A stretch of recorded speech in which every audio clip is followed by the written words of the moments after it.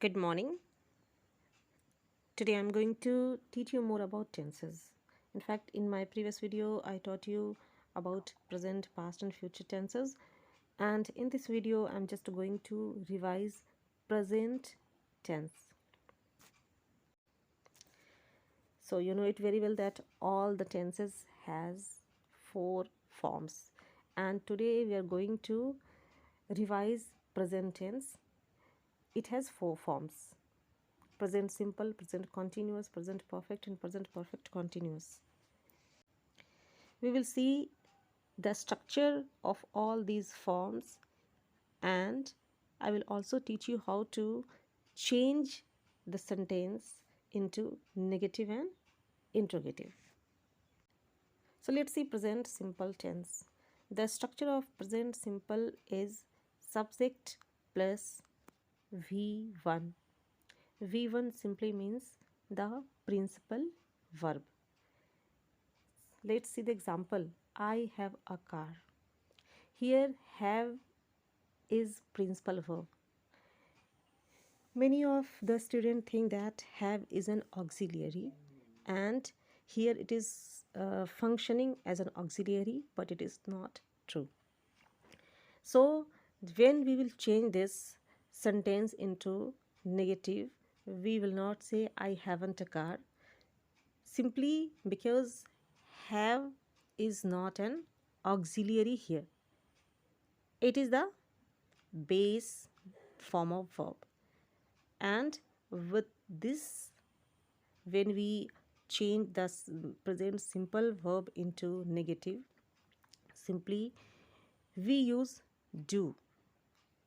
So the answer will be I don't have a car. And when we will change the same sentence into interrogative, we will start the sentence with the auxiliary. Here do and does are working as an auxiliary. They are also principal verb. Do I have a car? The next is present continuous tense, which is quite easier, and you know the structure of this tense. Simply subject is followed by auxiliary like is, am, are, and V4. V4 is also known as ing form of verb. Like you are playing football now.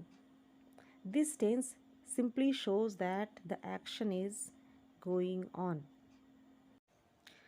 Sometimes we use the same structure to show the planning, like I am leaving for Ranchi.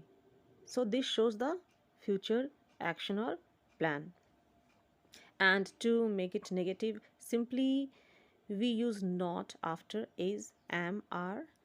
And to make it interrogative, we use auxiliary just before the subject.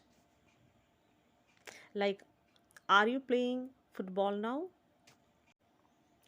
Present perfect shows that the action started in past and finished in present, in recent days. They have been there. That means he was there, but now he is not there. And when we change into negative, we simply use not after has and have, or we can also use the contracted form like haven't and hasn't. And to make it interrogative, simply we are supposed to add has and have before the subject. Example, have they been there? Present perfect continuous tense shows the continuation of action. In fact, it links past and present. The action starts in past and continues till the time of speaking. For example, I have been living there. When we say that I have been living there, that simply means that I have been living there for a long time and still I am there.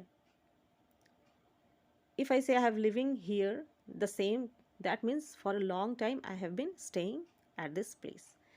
And the structure of this tense is subject plus has, have plus been plus v4 plus adverb or adverbial or maybe object.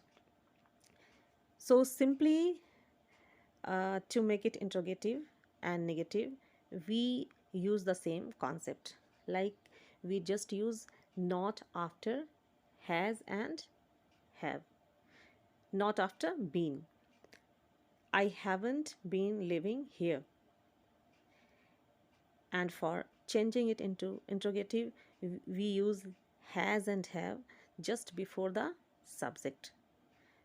So you might have observed that the rules of changing sentences into negative and interrogative are quite easy, and you can draw the similarity in all the tenses. All the formulas with slight changes, okay, have been implemented in all the form of tenses. And simply if you understand it, understand the concept, you can easily change the sentence.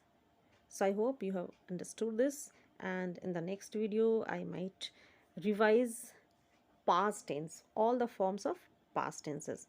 So thanks a lot.